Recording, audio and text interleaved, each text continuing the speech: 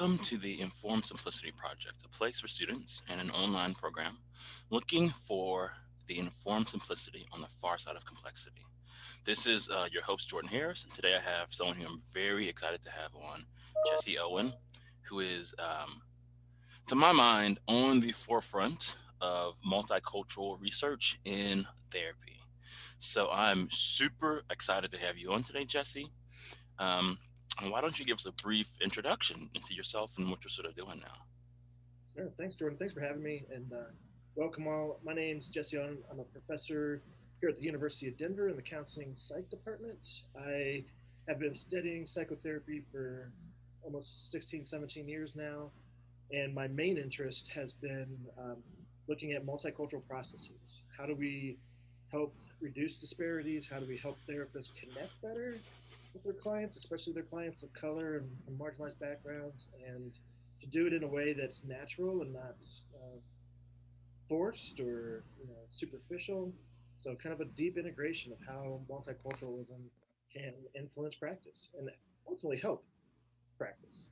Great. So, I think the true value of most of this stuff, and I know we'll get into this more, but that's really my hope with all of this is to really help people get better results. And I think this is one way to do it. I also, just other kind of tidbits about me, I'm the current editor of Psychotherapy, the flagship journal for the Society for the Advancement of Psychotherapy. And I also do have a private practice. It's pretty small, but I still see clients. And I enjoy that merger of practice and research to practice. Cool, man. Yeah, you're one of those people who I think of who walks softly but carries a big stick, right?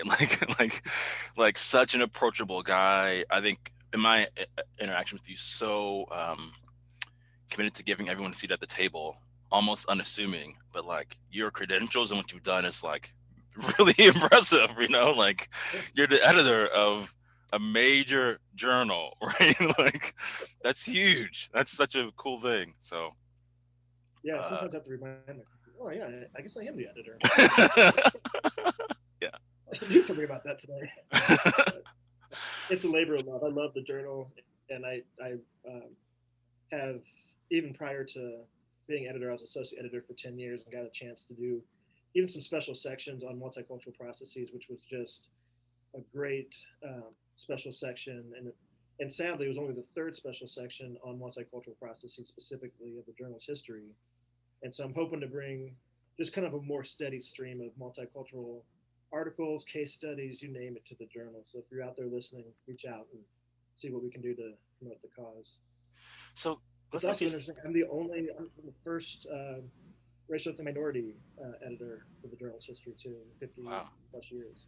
in 50 years, and you've been the journal editor for how many years?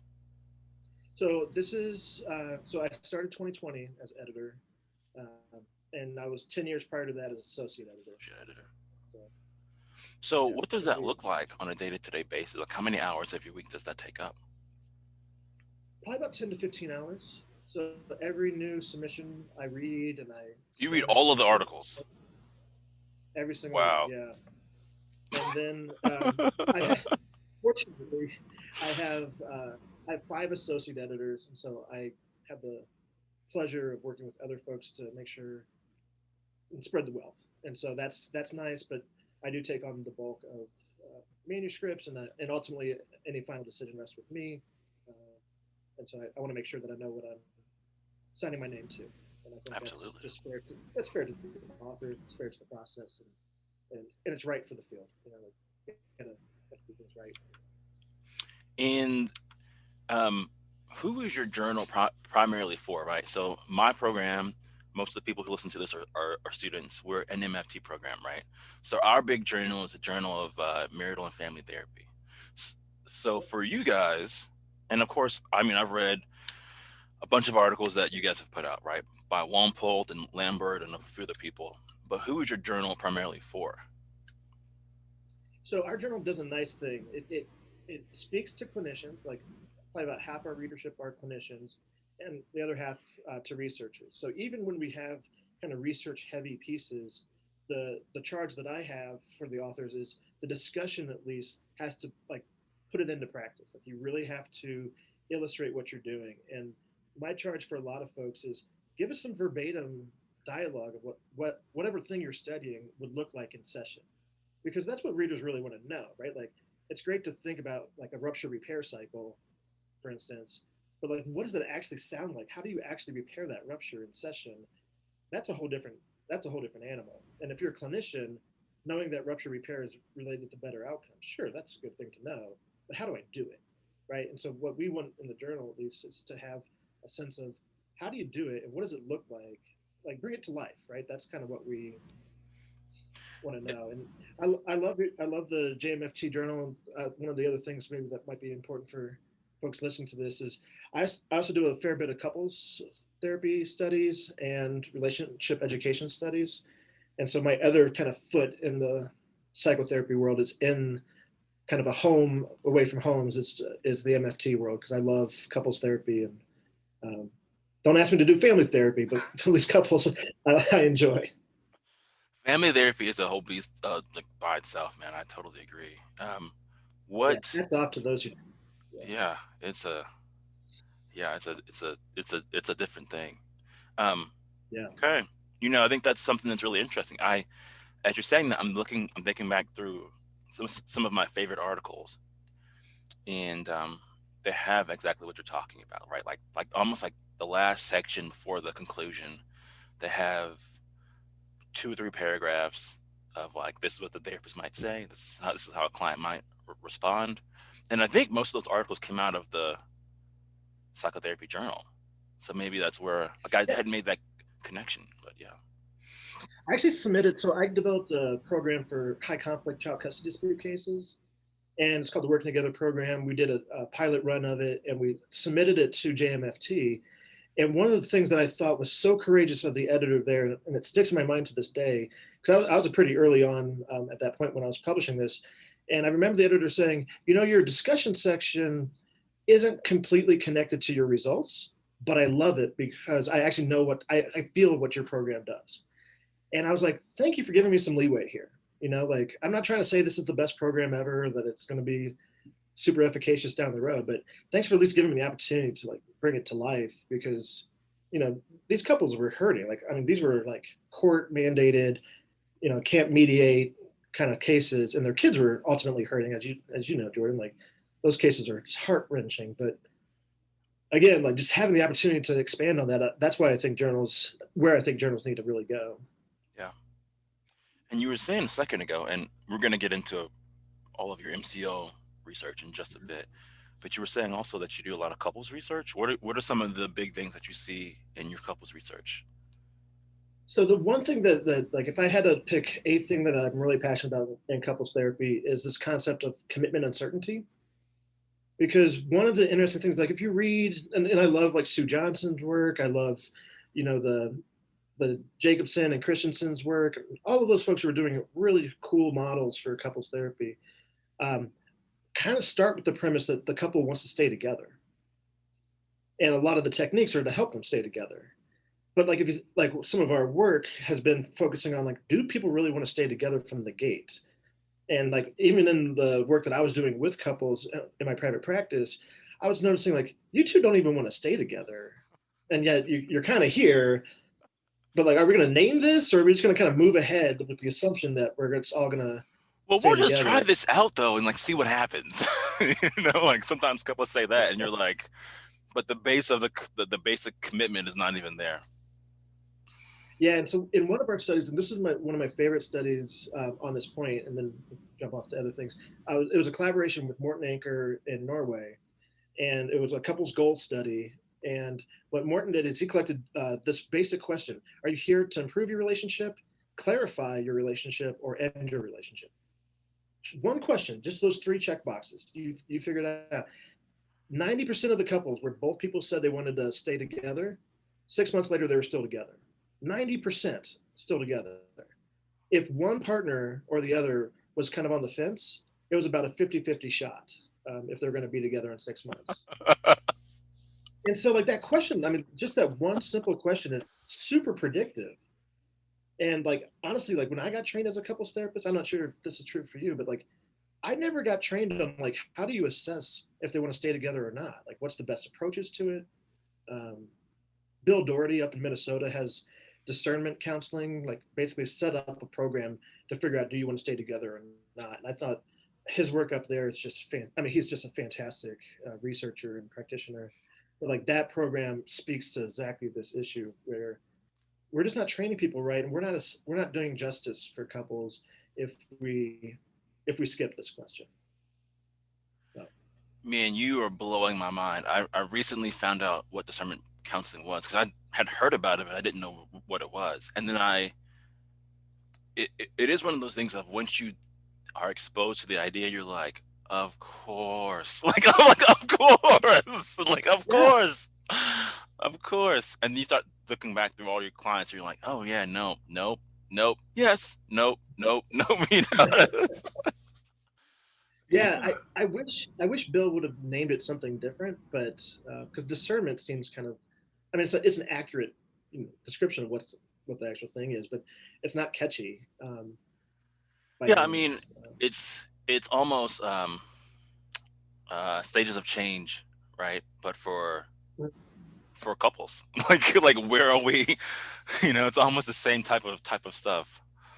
Totally. And so, like, a lot of my work and what I've been trying to unpack with this is, what should you do as a therapist, right? Because couples typically will come in and be like, well, if we communicated better, then I'll stay with you.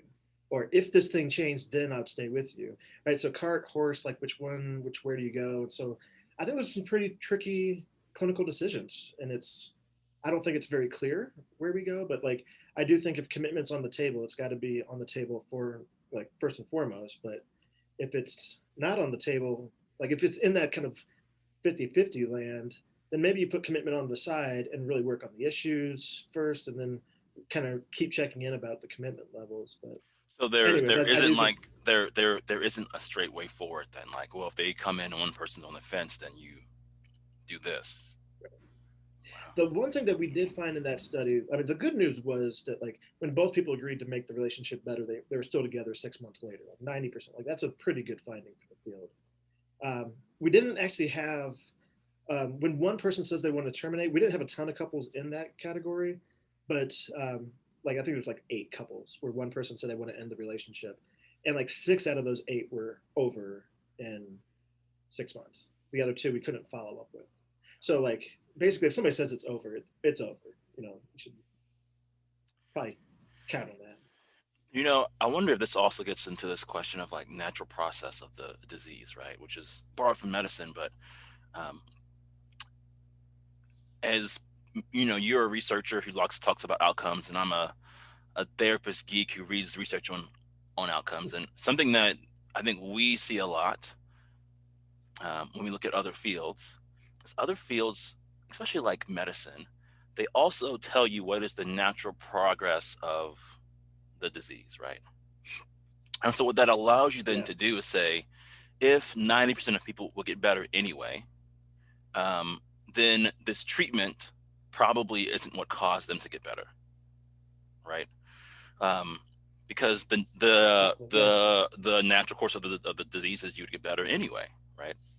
Um, and I don't think that we have that in therapy. And so when you're saying this, part of what it's making me think of is yeah, I'm sure sometimes couples come in and like they were going to get a divorce anyway, right? Like they were sort of already going in that direction. The energy was already there, and then you have couples on the other side of that who were probably going to be together anyway, even if things don't get that much better. And so knowing what the natural course totally. of marriages are or relationships or whatever. Yeah, you're absolutely right. And I also think about like I'm sure you've had couples like this too, where when you meet with them one on one, they're like, "I'm really out of this relationship, but I think I'm really concerned what's going to happen to this person." So here you go. uh, I think I have one of those and like on a Monday. Yeah, I think that's what's gonna happen. Uh, totally, and I get the concern, and obviously relationships are they weigh heavy on us, yeah. Hmm. but yeah, so it's a complex thing. But you're right, like the real course of the trajectory of relationships is sometimes hard to know. Yeah. Let's Um, see. Anything else from that side of the research that you like that's been interesting? Um, the only other thing that we're doing right now is that we're doing a meta-analysis on couples therapy in naturalistic settings, so not outside of RCTs. And we're actually finding that couples therapy is actually probably more effective at increasing individual functioning versus couples functioning or relationship functioning. How so? Right. So yeah, right. So like if you think about like your own psychological well-being versus your relationship functioning well-being, it typically works better for individual well-being than relational. And I think in the couples world, a lot of these studies don't even assess individual well-being, and I think that's a mistake in the field because what I'm what I'm curious about, I don't know the answer to this, is like what comes first? Do you have to feel better yourself for your relationship to feel better, or does your relationship feel better and then you feel better? Like I think that directionality is probably bi-directional, but like it really means something different if you know it could have some implications about should you start with couples therapy or should you start with some individual therapy first or what combination they're in. So I think there's some interesting things hopping on that front. And I know the hardcore, like traditional systems, people are like everything's a system, so treat the system.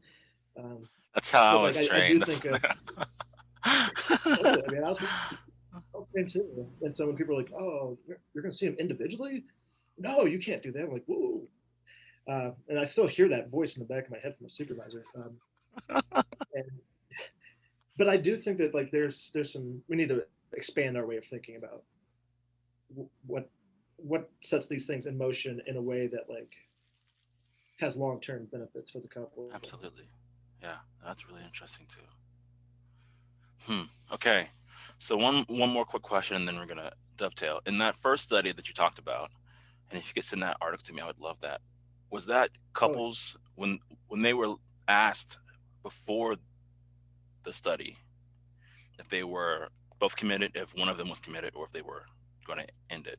Was that before therapy, or was that yes, okay? So then they got therapy for however many sessions, yeah, and so and it was a there's naturalistic setting and no, right, yeah. So then their state before therapy had a huge predictor on the outcome of the therapy. Then, in some ways, totally, wow, yeah, yeah.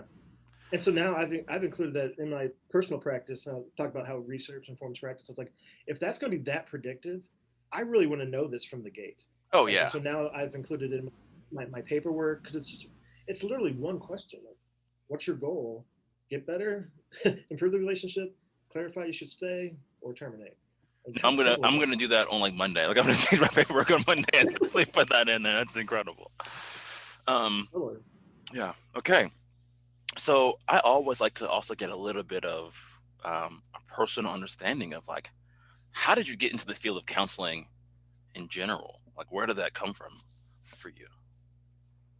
Yeah. So it's interesting, especially the why like systems theory like spoke to me at first. So my mom is from Malaysia, and my dad's multi generational American, grew up in Indiana, and so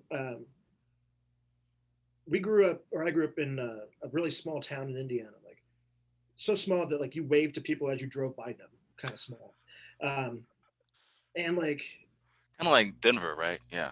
yeah. Uh, and so the weird thing, I mean, Indiana is a really racist state, and it's actually the home. I think it's the home of the KKK. Like, there's a lot of like not good things to speak about in terms of race relations. And so I found myself as a young kid um, mediating conversations with my mom and society because I mean she speaks English just totally fine. Of course, she has an accent, and especially uh, you know 40 years ago she had a little bit thicker of an accent, and so like I found myself in this kind of mediator role. And so fast forward to college, I thought, and I love to like solve problems. And so fast forward to college, I was thinking I want to be a detective because I really I want to solve crimes, like all the sensational stuff. And then I spent my first year in criminal justice as a major, and I was like, this sounds miserable. This is like, I remember a professor was like, if you're here to help rehabilitate people, you have another thing coming. What we need is more bars and more walls. And I was like, whoa, that is not why I am here. And so at the same time, I was taking psych classes, and I was like, okay, this is my jam. This is feeling good. And then it just kind of progressed. You know, I went to University of Miami, got my master's there, and it was just amazing. I was like, this is a fit for me. And, but the still inquisitive detective side was like, oh, I can do research and detect, find solutions to things, kind of. And so like it was one of those things that kind of progressed from like, oh, I want to be a detective, but I guess I'll get my fix watching Criminal Minds instead of like being a detective, and I'll try to go help people. There you go. And so, did you go into a MFT program, an LPC program, something else? Yeah, it had dual tracks, that MFT track, and it had a clinical mental health track. And I was in the clinical mental health track, but also got exposed to folks like so Jose Sabatnik and Howard Little are down at Miami, and so our program was highly infused with a lot of their principles that they taught, and it was just a fantastic place to be because it was a perfect combination of like systems influence with a lot of the professors there, and just like a lot of buzz around MFT land that I was like, I like this. And so when I came out here to University of Denver, had a chance to work with Howard Markman, Scott Stanley, um, and I still do a lot of work with them in the couples world. And then it kind of reminded me like, oh, couples therapy and being a couples therapist is kind of like going back to mediating situations, right? Like it's like my mom was teaching me something all these years of how to be a couples therapist. And so I think about that as not only a leader, but also like when talking about like broaching topics around multiculturalism, um, and seeing how some people do it well, and some people it's just like it's natural, and they're like, wow, I want people to be able to do that.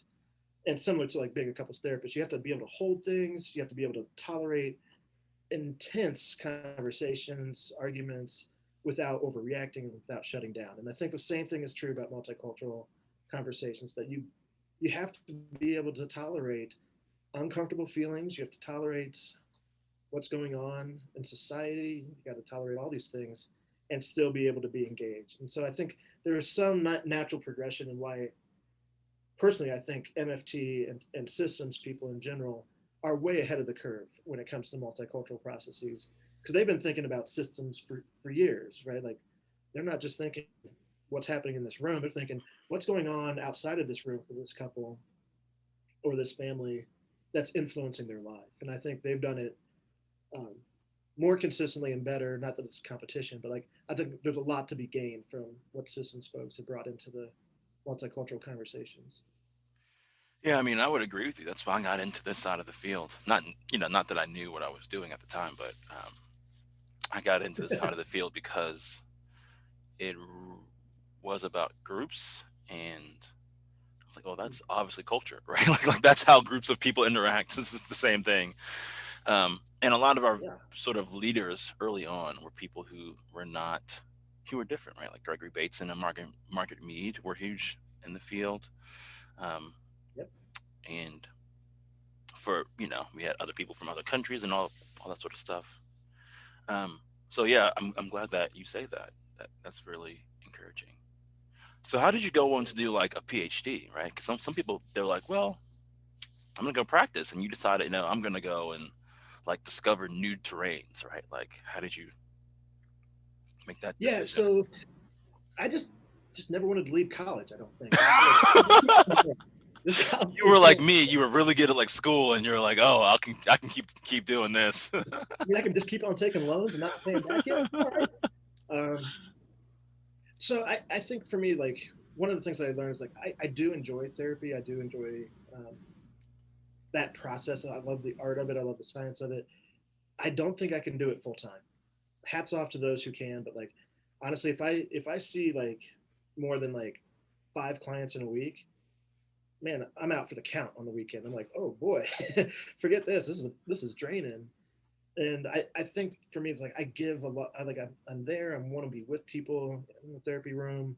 I want to feel those emotions. I do a lot of interpersonal process. So I'm a system/dynamic kind of um, therapist, and so to me, like yourself in the room is a big part of the process for me. And so it does feel draining in a different way. I'm kind of an introvert by nature, and so like I just knew I couldn't do that full time. And I love research, so like the nice thing about doing research is like we just got done with a study. It's actually published. It's called "For Worse or for Better," trying to predict what couples actually get worse from a relationship education intervention than better.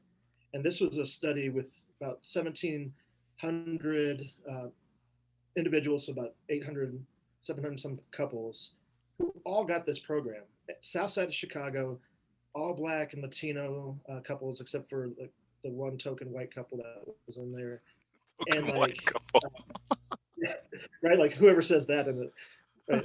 Uh, and so I think about that study. It's like, sure, we're doing some cool stuff in science, but like the real power of that study is that almost 800 couples got services that they would never be able to get if it wasn't for the study in this group in Chicago that ran the study. And I was just a statistician on it. But like being a part of that makes me feel good. Like to treat 800 couples, that's a lot of people to do individually if you're just a solo therapist. I mean, it'll take you years to have that many couples. And yet we were able to kind of effectively um, influence folks. So, like, so on a different side, like I see research as a vehicle to help, especially marginalized communities, get services that they would never get. And like, we were able to pay those folks. We gave them, child support and child care during the course of the study, all sorts of things to make things accessible. And the barriers that we commonly see, especially for folks who are of lower economic status, especially that prohibit them from coming to therapy.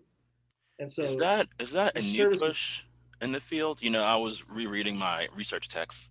I was preparing to teach a research class, and they were so um, what's the word?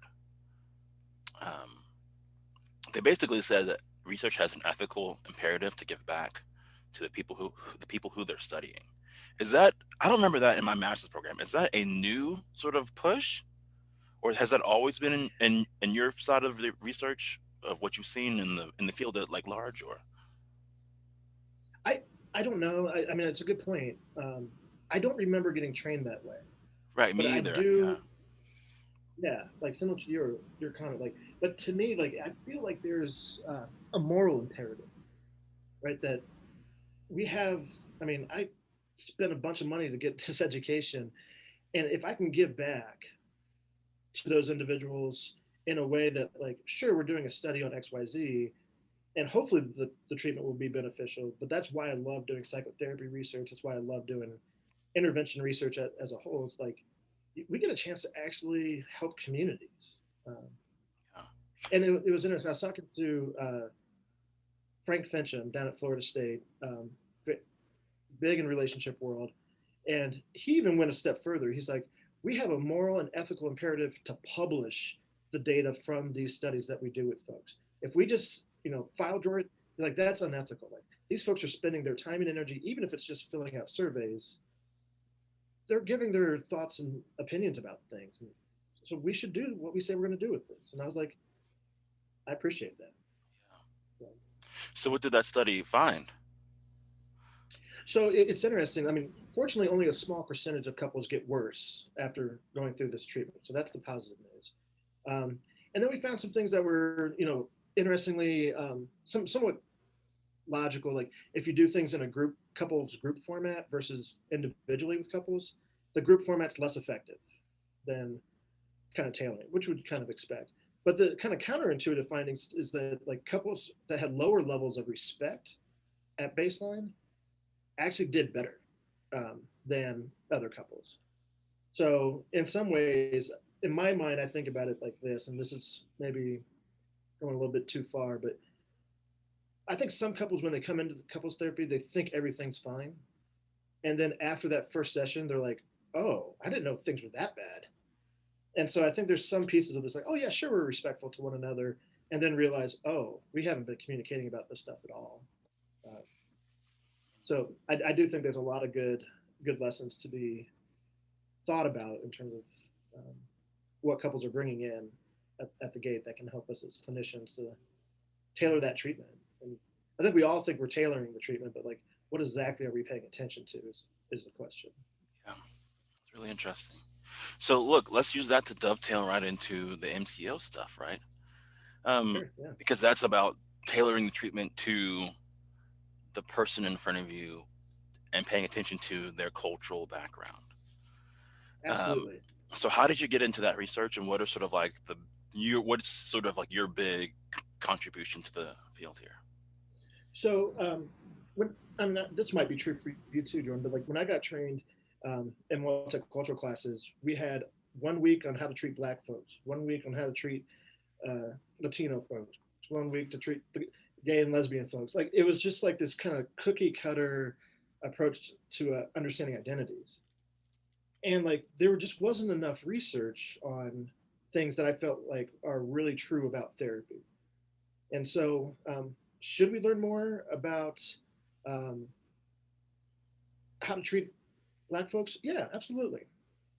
But that's kind of like saying like all Black folks are all the same, right? And obviously, Black folks aren't a monolith. There's a lot of diversity within the Black communities and any other identity. Just I mean, I'm just using Black identities as one, but like I think about this in a different way. Like, what is it that's really important to the person sitting in front of me? So as a clinician, like there's not enough time in the day or in a lifetime to know, quote unquote, know everything about Black culture or Hispanic culture or gay culture. There's just, I mean, it's a An degree in ever and of evolving itself. thing, right? Yeah. Absolutely. Should you do your work and learn that stuff? Absolutely. But so like in my mind, I was like, okay, so if it's not, if it's a relational thing, which I think therapy is a relational thing, then we should probably put it in a way that we naturally interact, right? And so I was reading and getting immersed in supervisors who would say things like, well, every single session, first session, ask them about their cultural identity and then ask them how they feel about working with you because you're in a different cultural identity. I was like, that's really bizarre. Um, ask, like like I would never do that to anybody. Like I don't go up to people on the streets and be like, "Oh, Jordan, you're black and I'm not black. Do you think this conversation's going to go well?"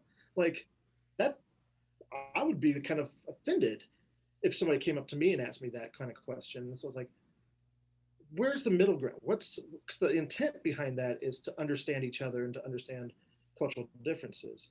So the real question to me was like, how do we get people to talk about their cultural identity in a way that's therapeutic and not just informational? So the goal there then is what values and beliefs do you have? And is it related to being a black man? Is it related to being a man? Is it related to other identities you might hold? Sure, let's unpack that. Let's talk about what those mean to you. And is it meaningful in terms of like a meaning making kind of conversation? And then the next piece to that is how do we tie that to treatment? Like, why are you here seeing me as a patient? And do these worldviews and beliefs tie into a source of strength and healing that could be beneficial for you in this moment? Right. So that was my ultimate goal, is to get to that point. Um, if it's not used therapeutically, then it's just voyeurism, right? Like if you're just giving people like, tell me all about this experience that you had of being a black man growing up, but if it's not related to why you're there, then it probably feels more like you're educating the therapist about what it means to be black. And most people don't want to do that. That's not what they're paying money for. They're paying to get better. So my thought was we need an attitudinal piece to this framework, which was cultural humility, right? So we need to engage in these conversations with curiosity, we need to engage in these conversations without superiority, and at the same time, being curious and being wondering about somebody's identity doesn't mean that they're teaching you about it. It may mean you need to be curious outside the therapy room and go do some homework, right? Like get your knowledge somewhere else, and then try to contextualize it within the client, right? So, what is this world experience like, right? I'm curious about that for you. Like, especially like I had a client, during the Black Lives Matter marches. Um, he was not coming to see me for things around his racial identity. His relationship was on the fence. And when that started, like the marches started, and George Floyd was murdered. I was like, I know you're not here for this, but I'm curious about how this stuff is impacting you in your life. Like, do you want to spend some time talking about that, giving him permission to go down that route or not? And we spent a good 10, 15 minutes on it. Um, And then he wanted to turn the conversation back to some of the relationship difficulties he's having. Like, great. So we spent some time, we honored that, and then moved it back. So I think that this idea of humility and just kind of curiosity, I didn't want to assume that it was um, affecting him, but I also didn't want to like not say anything because obviously, the world blew up and rightfully so. Uh, so I think in those moments, the second pillar is like cultural opportunities. There's an opportunity there to have a conversation. He didn't start it, I started it. There's other times where other clients say things in session that are these kind of cultural markers that we can follow.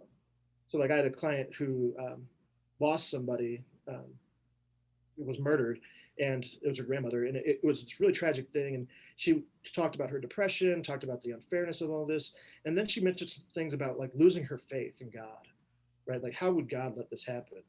And then she went on to talk more about her depressive symptoms, and like she's like, what's the point of all this? What's the point of life? Kind of like some suicidal ideation there, right? So there's that opportunity where I could either focus on suicide or I could focus on her relationship with God, right? And so there's a decision point there. And so I went with the God angle, circled back at the end of the session to talk more about, just to make sure that she wasn't suicidal, but talking about her relationship with God was this really powerful thing. We set up, do you still pray? And like, maybe we should reach out to somebody at your church because she's not going to church. All these different kind of components that like played a key role for her healing. And, and so the last pillar in our MCO framework is cultural comfort. And so what I ask my students and people I train to do is when you're in a conversation that's culturally laden, take a gut check. Like, how are you feeling? Are you feeling comfortable in this conversation? Is there something coming up that's not fitting for you? And if that's the case, it's not a bad thing to feel uncomfortable. Sometimes it's a sign that you probably need to process this with somebody, either a supervisor or a friend or colleague, and try to figure out where that discomfort is coming from. Because I think those moments are good learning lessons, right? Like, we've all been in conversations like, "Ooh, this is not going well," and it may be related to culture, it may not be, but if it is, then that's a good kind of gut check to get the conversation started. Because most people, and I do this in my life, I'm sure Jordan, you've done this in your life too.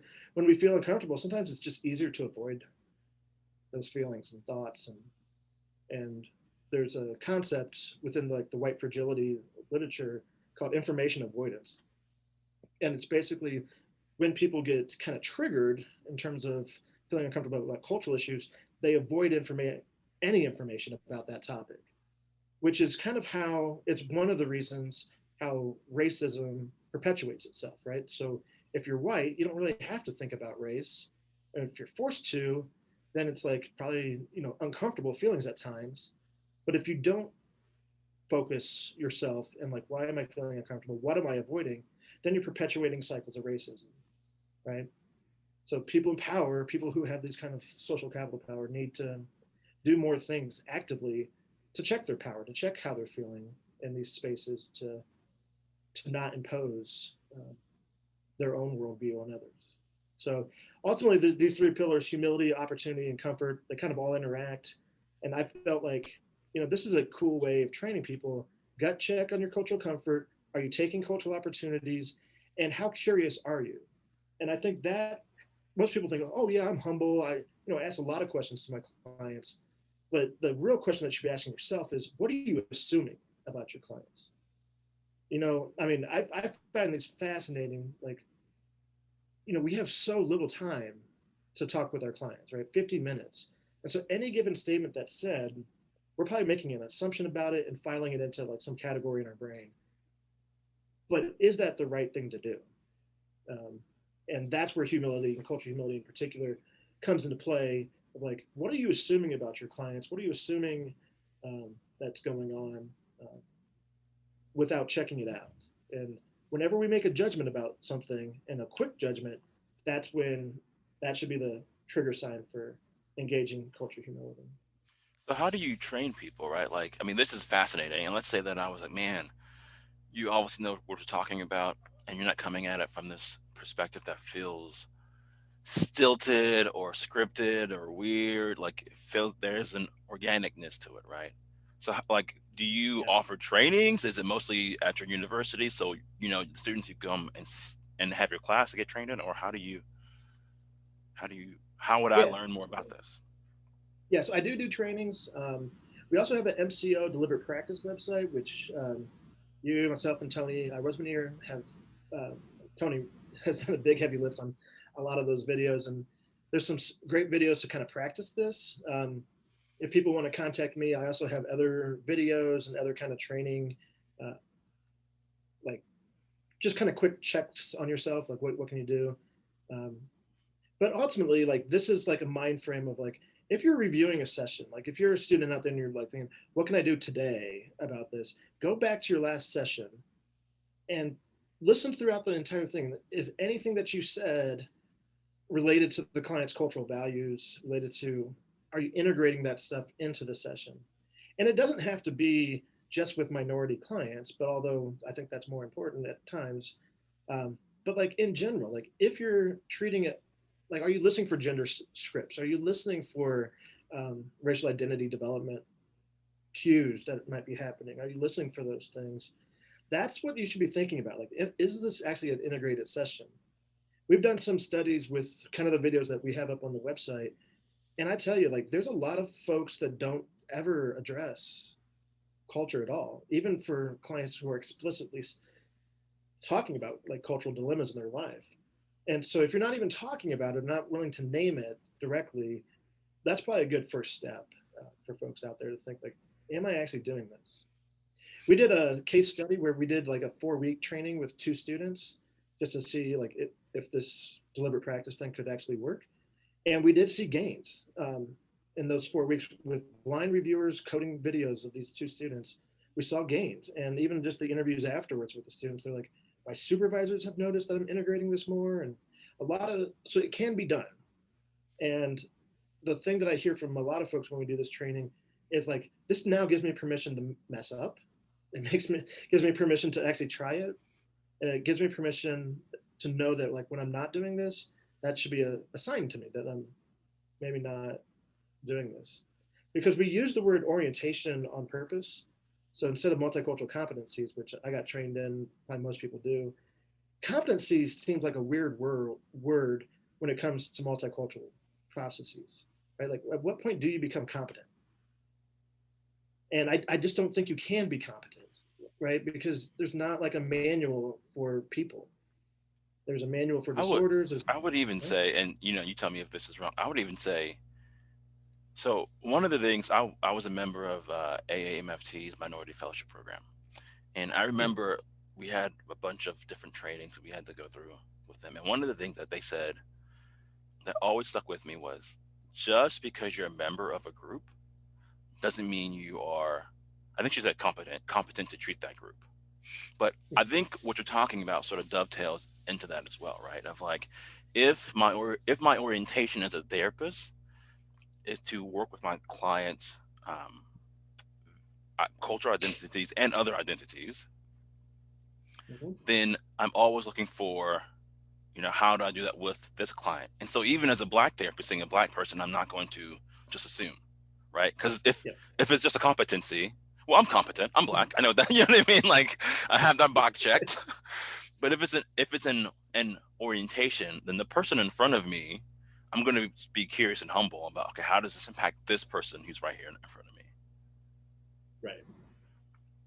And I think, I mean, that's a great point, Jordan, because like it sounds like what you're saying, if I hear you right, like it's probably easy to make assumptions that you're more similar to that black client, right? Like, but like that's the point where you should like step back and be like, maybe their experience is a little different, right? Like maybe, and I was in a conversation recently with somebody who was Mexican American, and I asked the question like, what things have you learned in life that you just take for granted and never question? And the response was, I thought all my family would be on the same side when it comes to the election. And I learned at Thanksgiving we were not on the same side. And I was like, that's interesting. That's exactly what I'm talking about. Like, it's easy to make those assumptions without checking it out, having a conversation about it. So how does this relate to outcomes? At the beginning you said, yeah, like I'm about outcomes and I want to understand the outcomes of therapy, and how does this relate to outcomes? Yeah, so we have now, I think, studies with over 8,000 clients in Wow. total. Yeah. Um, that show that people who endorse, other therapists is more humble, takes more opportunities, is more comfortable, have better outcomes. And we see this in individual therapy and group therapy. Interestingly, even though my passion for couples therapy is there, I have yet to put the MCO framework into a couples frame. So maybe you can help me with that at some point.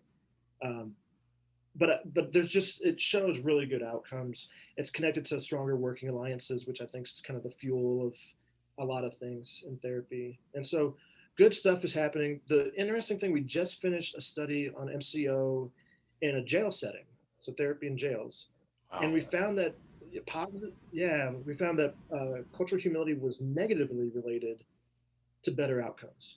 So the more humble you were in the jail, the less, which to me, I don't know. Like, I mean, this is why I love doing research, because I'm like, what is going on?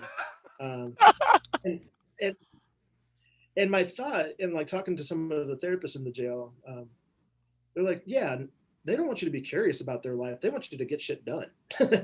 And I was like, well, maybe that's an interesting perspective. That spending a lot of time being curious or being um, having that humility stance may signal to some folks that you're not here for me. Let's do this, this, and this, because the alliance was related to better outcomes. And so maybe it's more the doing stuff, because this was short term treatment in the jails. But I don't know. It's going to be interesting to try to unpack what's actually going on Mm, for that study. But so I say all that to say is that, like, most studies are pointing in the right direction. This is the first study that we have that's pointing not in that direction.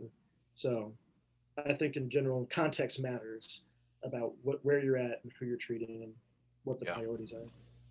Yeah.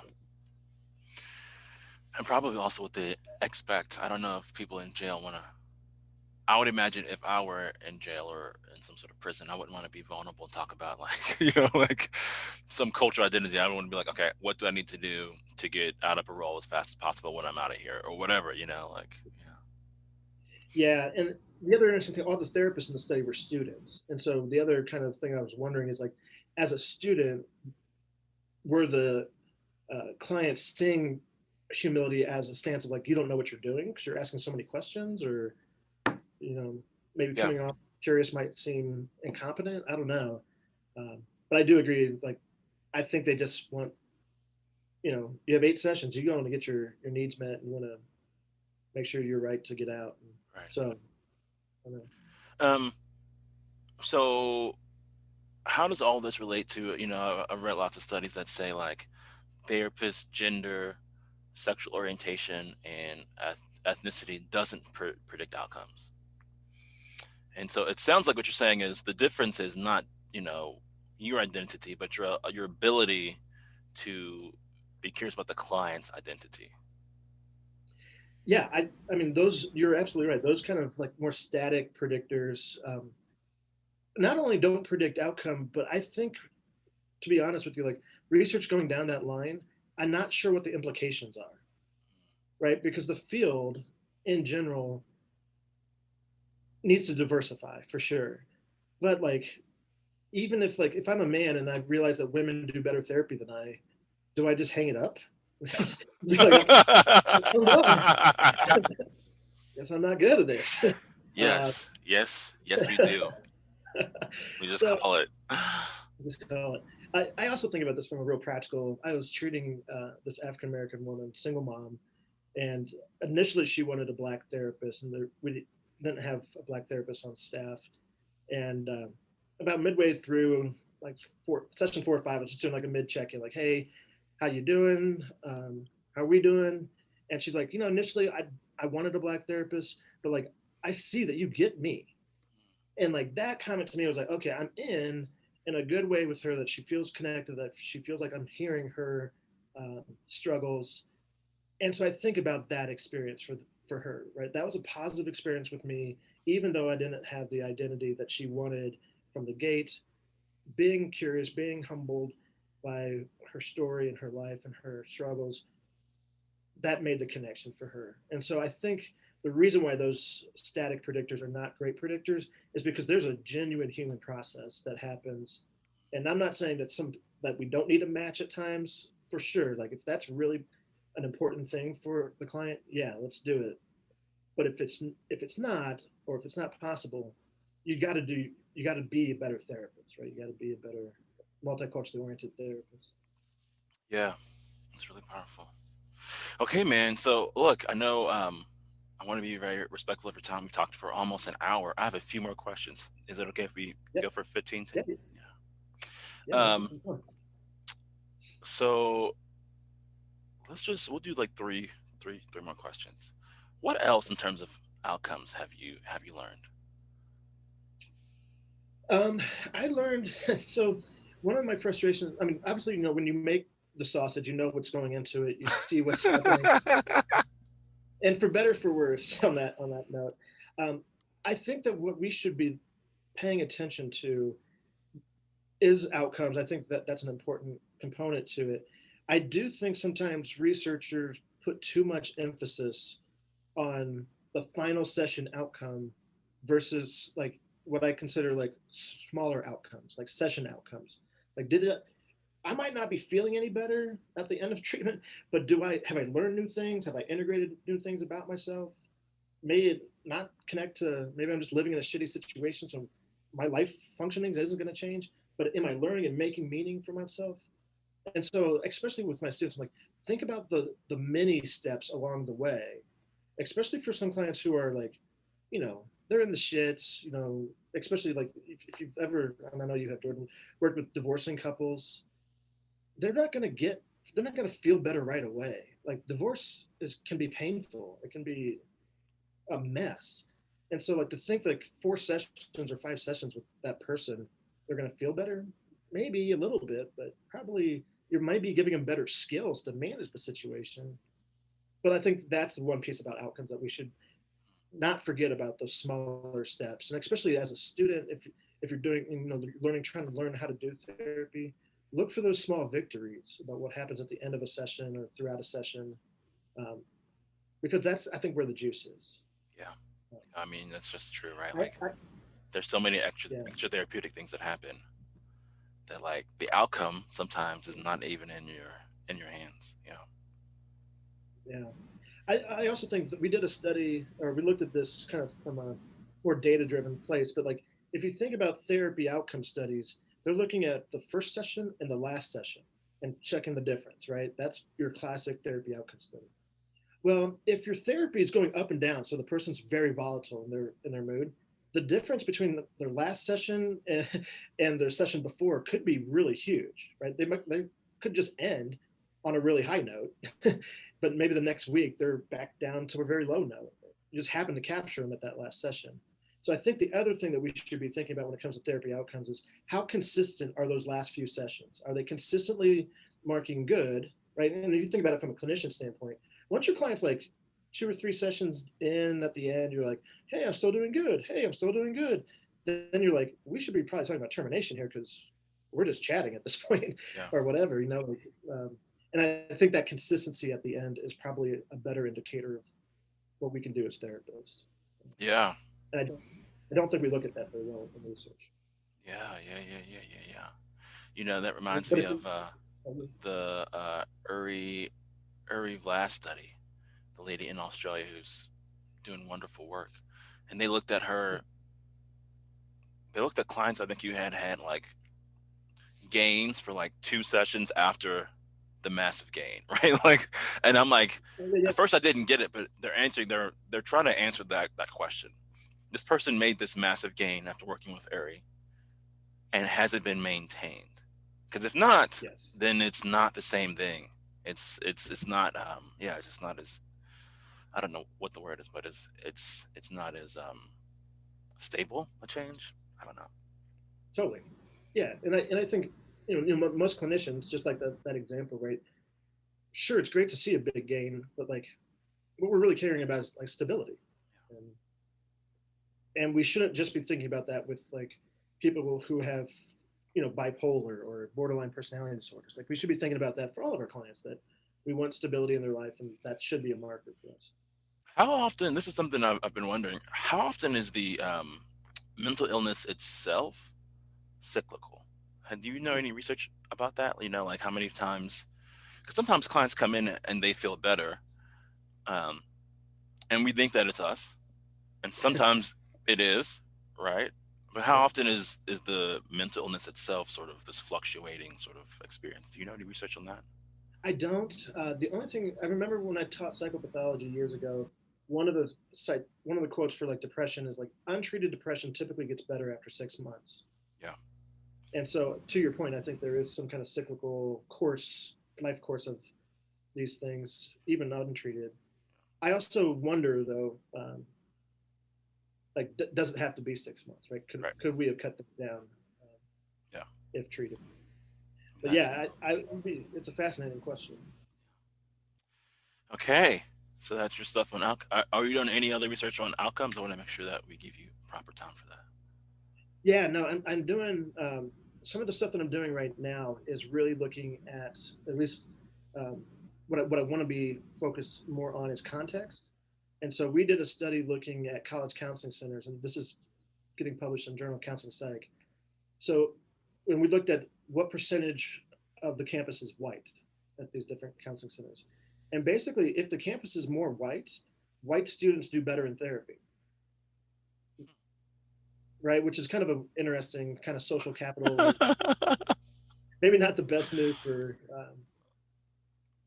racial ethnic minorities, but and so racial minorities did basically the same at across universities, but it was the white folks who benefited from being on white campuses. And so we have to think about why aren't racial ethnic minorities doing better on more diverse campuses or white campuses? Because that disparity at the end for whites versus racial minorities is pretty interesting to me from a context, right? Going back to systems kind of thinking, like the campus you're on matters. And if you're, a brown or black person on a predominantly white campus, those white folks are doing better than you, right? Like they're getting better treatment than, Yeah.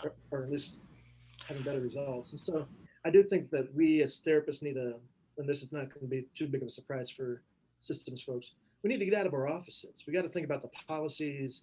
We got to think about the messages that are going on, even if you're on a predominantly white campus. Like, how are you being inclusive of minority folks? And so I think that there's a lot of work that needs to be done in a You've context specific way.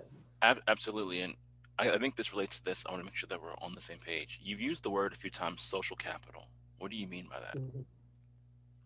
So there's a lot of good work by Putnam and colleagues on social capital. And what the way that I understand this is kind of a couple dimensions. Social capital is benefiting from being in a particular identity because there's other people who share that identity, right? So, like, if you think about white folks on a predominantly white campus, you can just walk around and see a whole bunch of people who look like you, right? Um, and so that gives you some capital in terms of like, oh, I can do more things here. I belong here. I feel better here. The other piece of social capital is in some ways having more access to things, right? Having more access to resources or other things because of that identity status. And I think that's also true. We see that coming in spades in terms of a lot of different areas in society in the world of um, I'm not, I don't have to tell you, like, white folks can get into a car, speed down the road, and not worry about what's going to happen if I get pulled over, right? Like, that's not their thought. They're like, oh, this is going to be a fun ride, right? Like, there's a lot of these things that, like, we like folks just don't have to think about, and the mental energy that takes for minority folks is taxing, right? So they're spending their energy and their capital on worrying about things because society is set up in a way that's not benefiting them. Yeah. And so there's a Okay. lot of other definitions of social capital, but like that's kind of what sticks in my mind That for. sticks in your mind. Yeah. All the ways people have certain privileges because of because of the context in which they are in. Yeah, and you can start to think even within more micro kind of groups, right? Like I have a lot of social capital because I'm a tenured full professor, so I can do things, I can say things um, within reason, obviously, but like I don't have to worry about getting fired if I push back a little bit on a policy that I don't like, or Yeah. and so that's a different kind of social capital based on my educational status. But Yeah. Okay. Last two questions.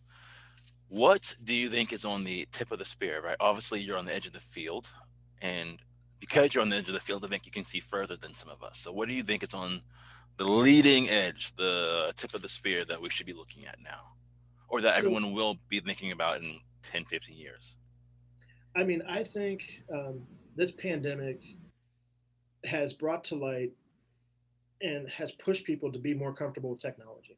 Mm, I think, I mean, even this podcast, right? Like, this would be a cool conversation over a cup of coffee um, one day, one one day. day. um, but the fact that we're both comfortable just sitting here on Zoom like this, like that, to me just speaks like, okay, people have been pushed more towards technology. I think the next generation of research that's going to come out is going to be very technology based. I think my colleagues like Dave Atkins and Zach Immel, their platform called Listen is a good example where you just have a session, it records it, and it automatically generates who talked like who talked the most. It gives you an empathy rating. It tells you how many open-ended questions, how many complex reflections you gave. Like automatically just provides this feedback to you.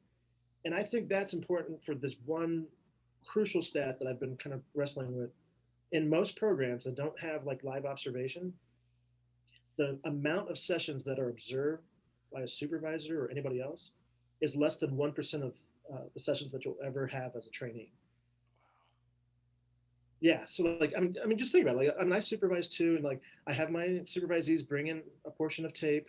We don't typically watch the entire session. We watch maybe 15 minutes or fast forward to different points, and then that's just one client that they've seen maybe 10 that week.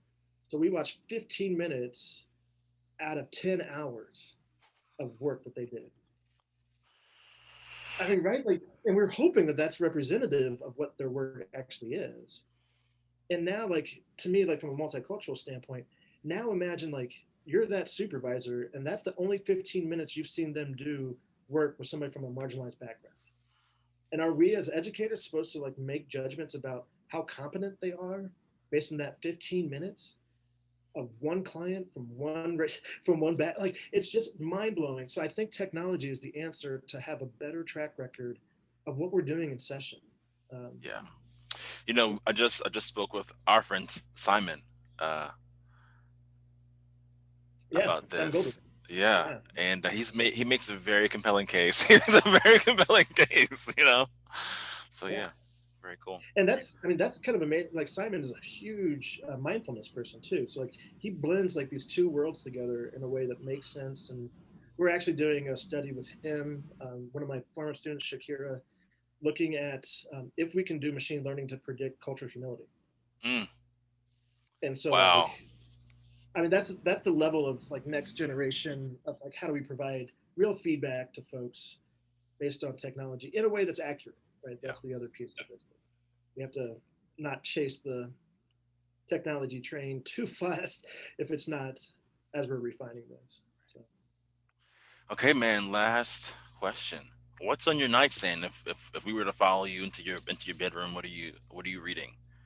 What's the book that you're perusing? what am I? This is going to sound really super nerdy, but I'm actually reading Scott Miller's new book on better outcomes. Better results, I think. Right? Yeah.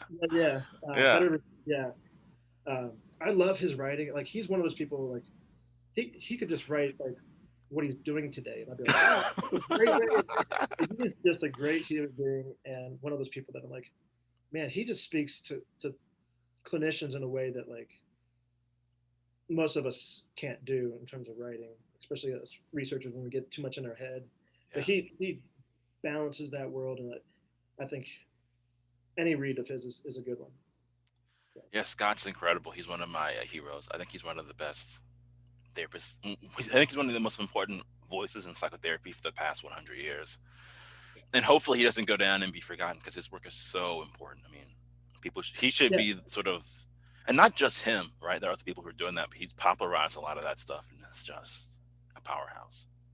yeah, and I mean his trainings and stuff that he's doing overseas as well. Like I think he's just, and he's such a kind human being. He's really Oh helped me yeah. in my career, and so, anyways, I agree with you. And so folks are listening, if you want to read anything good in terms of psychotherapy, he is a great writer. And, Yeah, if you want to check out Scott, check out his blog. I think it's Scott Miller PhD or something like that. I'll put it in the show notes, which is a all great right. sort of intro into if you want to read more about him. And he's got tons of stuff up there. Tons. What about for you, Super. man? Where can people find you if they want to follow you? And So we do have an MCO website. We do have, and I can send you the link.